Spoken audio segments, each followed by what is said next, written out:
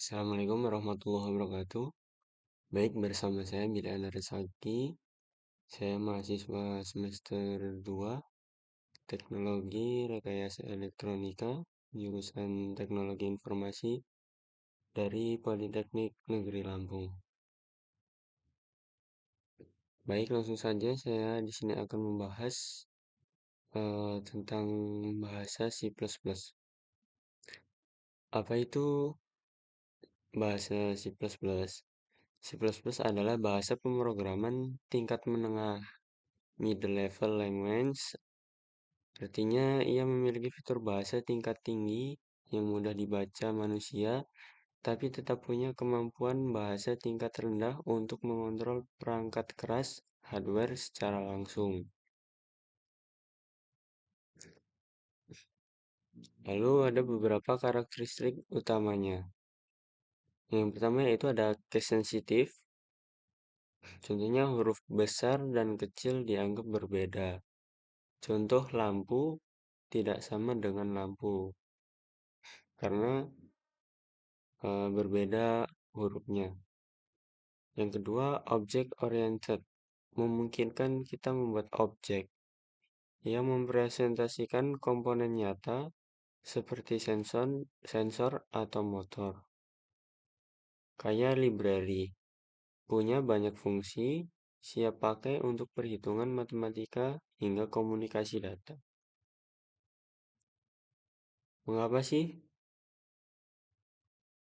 C++ ini penting untuk teknologi rekayasa elektronika? Dalam dunia elektronika, kita tidak hanya membuat simulasi di komputer, tapi kita menggerakkan benda fisik. Berikut alasannya. Yang pertama, efisiensi. Akses langsung ke memori. Bayangkan C++ itu seperti montir yang punya kunci pas sendiri untuk membuka baut mesin. Bahasa lain mungkin butuh asisten untuk melakukan itu, tapi C++ langsung berinteraksi dengan register dan alamat memori perangkat keras. Kenapa penting? Karena di elektronika kita sering bekerja dengan perangkat yang memorinya sangat terbatas. Hanya beberapa KB saja. Kita tidak boleh buang-buang tempat. Yang kedua, kecepatan, sistem real time. Dalam sistem real time, seperti pengereman otomatis pada mobil, telat 1 milidetik saja bisa berakibat fatal. C++ sangat cepat karena kode yang kamu tulis langsung diubah menjadi instruksi yang dimengerti oleh prosesor tanpa perantara berat. Contoh, drone yang menyeimbangkan posisinya saat terkena angin butuh respon instan yang hanya bisa diberikan oleh bahasa secepat C++ tersebut. Yang ketiga, probabilitas mikrokontroler. Hampir semua pabrik chip Arduino, ST Microcontroller Electric, lalu Espressif menyediakan alat bantu SDK atau compiler yang berbasis C++. Jadi, kalau kamu paham C++, kamu bisa berpindah-pindah jenis software tanpa harus belajar bahasa yang baru dari nol. Yang keempat, standar industri. Di dunia kerja nanti, perusahaan besar tidak menggunakan bahasa yang mudah, tapi lambat. Mereka butuh yang stabil dan teruji. Robot pabrik, sistem navigasi pesawat, hingga jaringan 5G semuanya dibangun di atas fondasi C++. Aplikasi praktis C++ di dunia elektronika. Di jurusan Teknologi Rekayasa Elektronika, C++ bukan sekedar bahasa pemrograman biasa, tapi jembatan antara instruksi digital dan gerakan fisik alat. Berikut adalah beberapa contoh nyata pemanfaatannya. Yang pertama, sistem robotika. digunakan untuk memproses data dari sensor seperti sensor jarak atau gyro dan menggerakkan motor servo dengan presisi tinggi dan sangat cepat. Yang kedua, Internet of Things (IoT). Pernah dengar smart home? Kayaknya pernah ya. Kontrol lampu atau suhu ruang lewat internet biasanya menggunakan microcontroller yang diprogram dengan bahasa berbasis C++. Yang terakhir, sistem kontrol industri. Mesin-mesin di pabrik butuh logika yang sangat stabil. C++ dipakai karena tahan banting dan bisa menangani ribuan instruksi per detik tanpa nge-lag.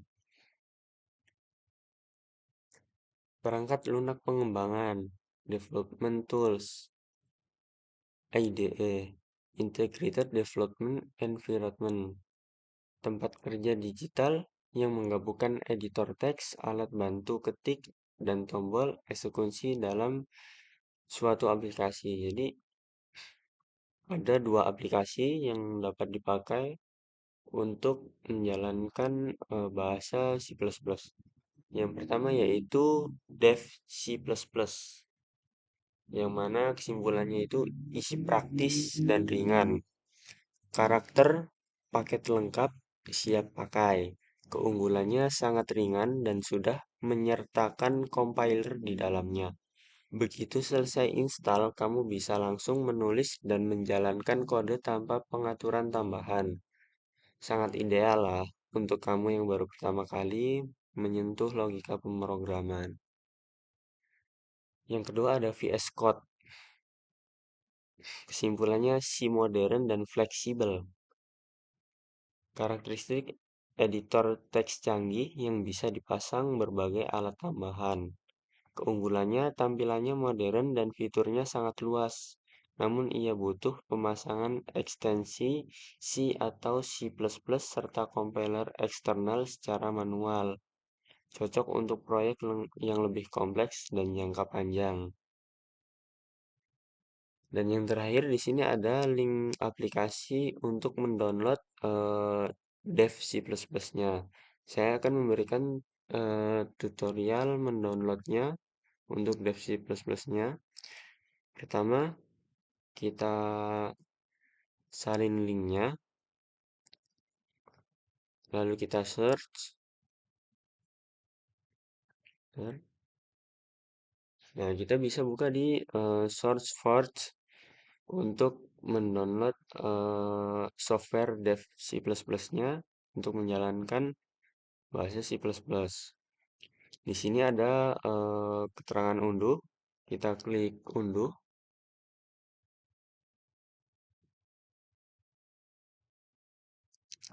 Tunggu.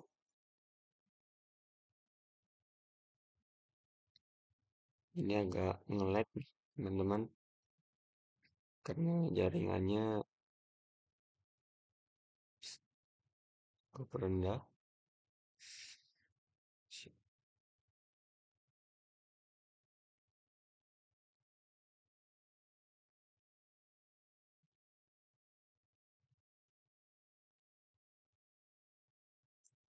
Jadi kita ulang.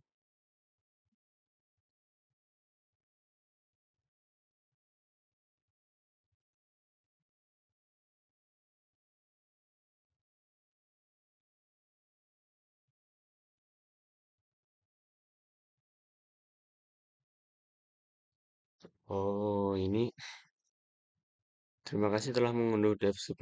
Ini karena saya sudah mengunduh, jadi dia langsung keterangannya seperti itu. Kita hapus terlebih dahulu. Lalu kita ulang, klik unduh.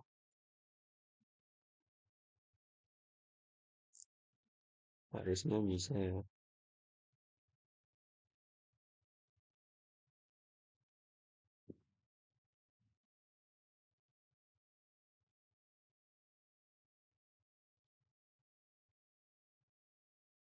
Masih tidak.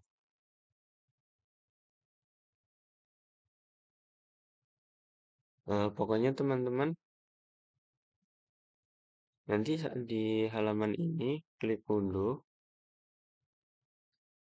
lalu nanti unduhannya akan muncul di sini. Tadi yang saya hapus ini karena saya sudah mendownload. Nah, ini bisa, teman-teman. Nanti seperti ini.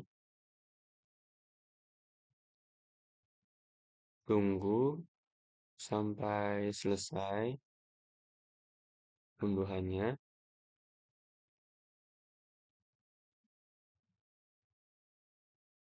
Hmm.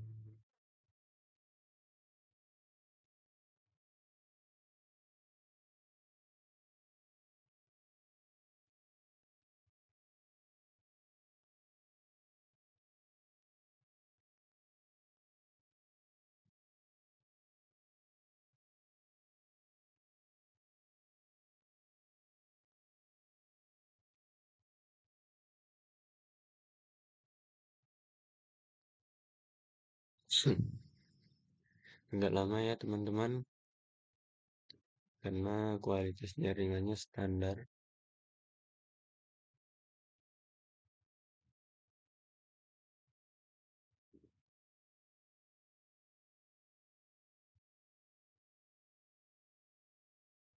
Teman-teman nanti bisa mendownloadnya di source4g.net. Nah, setelah terunduh seperti ini, kita buka filenya, teman-teman. Di sini kita yes,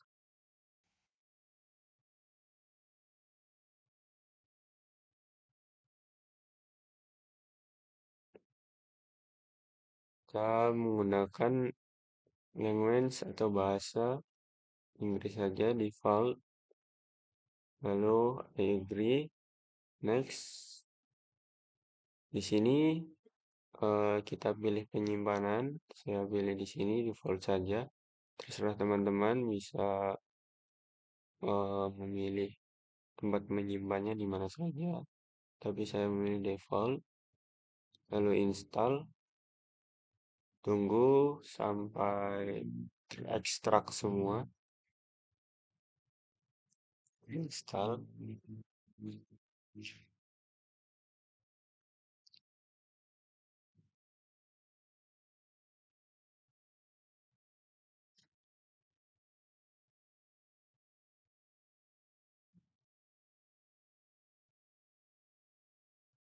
Lalu kita klik finish.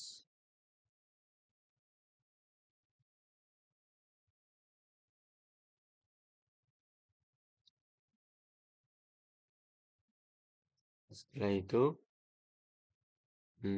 aplikasinya ada di sini ya, teman-teman. Kita isinya ya, guys. Nah, aplikasi dari Dev C++ itu tampilannya seperti ini.